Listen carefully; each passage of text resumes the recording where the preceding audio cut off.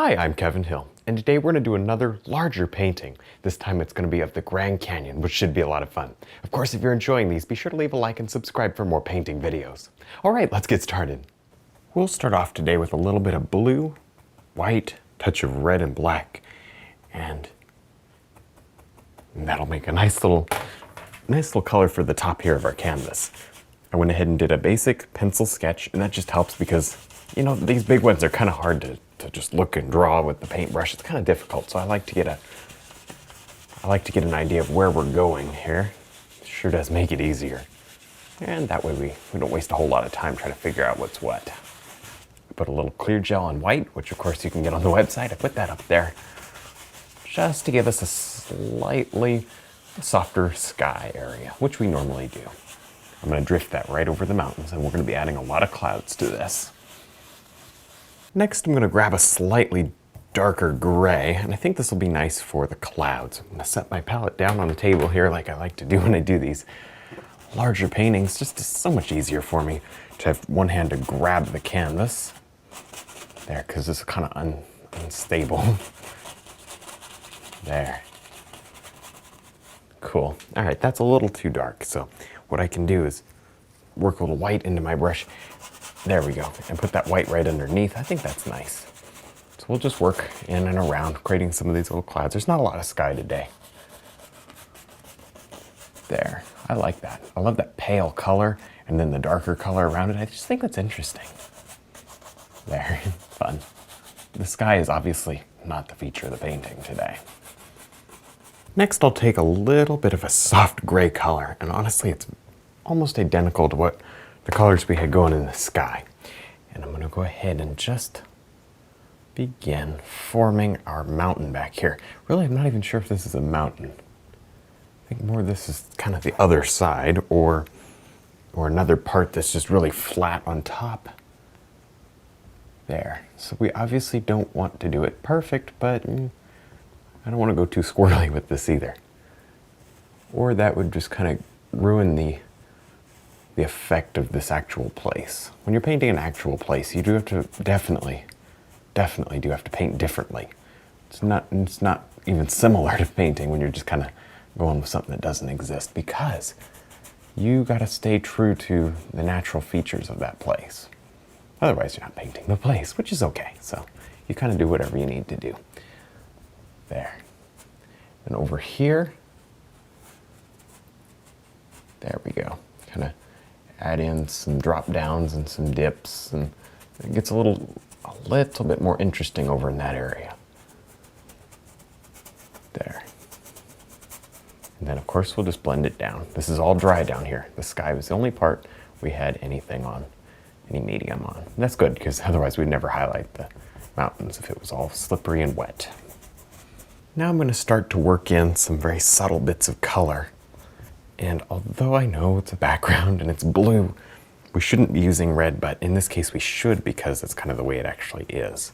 You see, these rocks are very much red, and I'm sure it's the iron in the rock. And it shows even through atmosphere.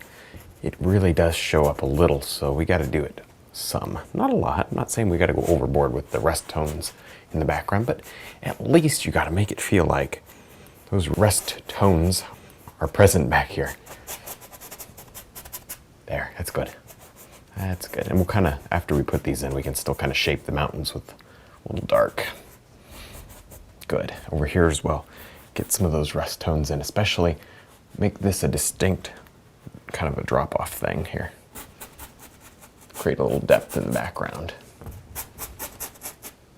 Just like last time, I'm kind of pressing down on the canvas in the dry area down here.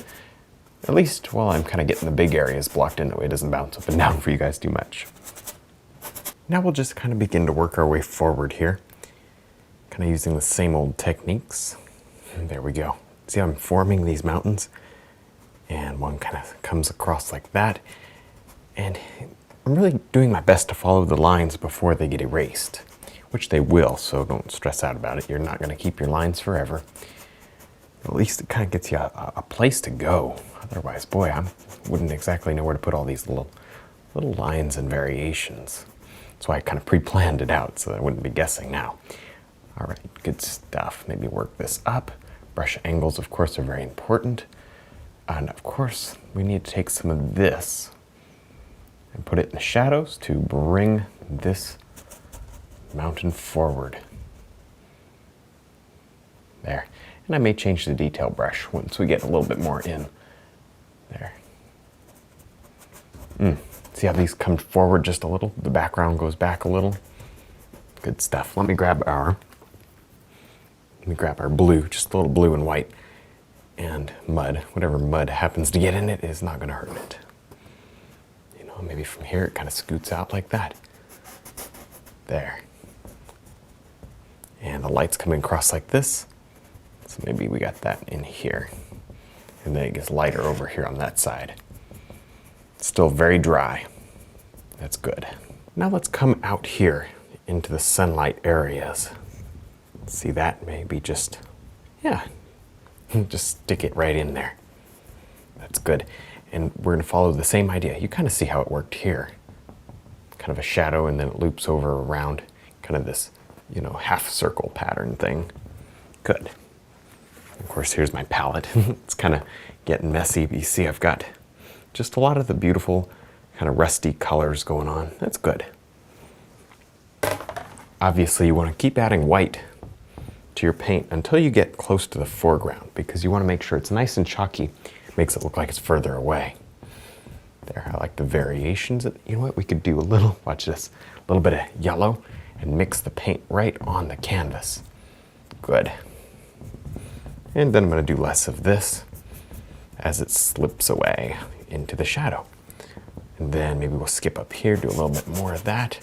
Good. Blue. Come right here and begin painting in some of our blue shadow areas again. There.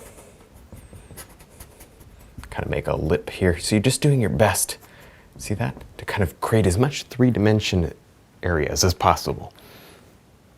Because this is all about angles and depth, creating as much depth in this as possible. We do not have a lot of layers of different objects. There are a lot of mountains and a lot of layers of mountains, so you have to be very careful to get the shading, to get enough shading that it looks good and it doesn't look flat, because all you have to work with back here are mountains. There. Now we're going to go ahead and just drop in a little bit of shadow here, and I'm coming forward so the colors are getting a little bit warmer, certainly less blue in this. There we go. That's good. See how that's starting to come forward there a bit? Yeah, it is. There you go. Okay, this is fun. You could mess around with this all day, and you might have to. It's so big. But let's go right over here and drop down a little bit of our dark here. So we kind of create some sort of a back to this little movement there. Maybe a little darker. I'm doing my best to kind of keep my lines intact. My little sketch lines. Right up here. Yes. Good stuff. I'm borrowing paint. That's kind of cool. We can do that. There. See, it's really just the same exact idea as before, as all the background stuff. Just different color. And slightly larger brush strokes. Now this painting really seems to be a lot of the same stuff over and over and over again, so I'm kind of excited I get to show you something different here. What I'm doing is I'm finally sticking on some little trees to the top of this cliff. What this is going to do is, well, number one, certain areas just have bushes and trees and certain areas don't. Number two, it's going to make it appear as if it's a little closer, which is good. That's what we want. There we go. Okay. There it is. And I'm going to go ahead and just do trees or bushes everywhere. It's just the color that I'm kind of worried about right now. Just a nice soft gray, green color. And then we can do other things like kind of, you know, do a little thing that sticks out, bring some of that in, just rub it. There. We can kind of figure all this out in a minute. I just want to get the color down. don't get these too big. Just mostly worry about the color. There, that adds a little something there. Let me get that going. Yeah, that's gonna be good. Nice. Yeah, it's gonna make it come forward. We can drop right down here and kind of in this area. I wanna just do a little of that. Now we're gonna finally work on our foreground area. It's been quite a while of painting a lot of background. So now we're finally at the foreground. These are gonna be the most bright colors of the entire painting. They're going right here. Nice. Okay, so I'm kind of staying in my lines is a little bit, not staying too much in the lines, just kind of making sure I don't lose them. All right, here's one right here. See how I'm kind of just following loosely the original thought that I put on the canvas up here. Now I'm going to place just a little bit of a shadow underneath these rocks to just help them kind of come forward into the painting. That really makes it a little bit of a difference. There, okay. And then as we work down, we just have to think about little cracks and shadows. It's the only way you're going to get this to look realistic. I'm using mostly brown, a little touch of black. And maybe a couple of cracks right here. There we go, cool. And I may even get out the little detail round brush, but I'm going to do some of it here with the 3/4. It's a pretty big painting, so this might save us a minute or two. There. Good stuff. And you just keep playing around with it till you get it shaded and looking kind of three-dimensional. Now we're going to go ahead and just drop in a little grass up in here. You see, this is kind of, we'll probably do a little of this grass up here too, but I'll do that in a minute. I want to get the big section in first. I put in some distant bushes or trees, and now I'm just sliding this color right in. And this is kind of filling up, you know, the last little bit that we have unpainted. That, and we're going to do a little rock in the lower left. There. See that? You just go darker as you go down. You can kind of just vary the colors in order to make it look detailed enough, but not too dark. There we go. Yeah, I like that. This is going to be good contrast as we cut that right up against our other rocks. They're going to really pop out. Nice. All right, well, I think we're done. I had a lot of fun. I hope you did too. Don't forget to check out our website, DVDs, and brush line. Thanks for watching.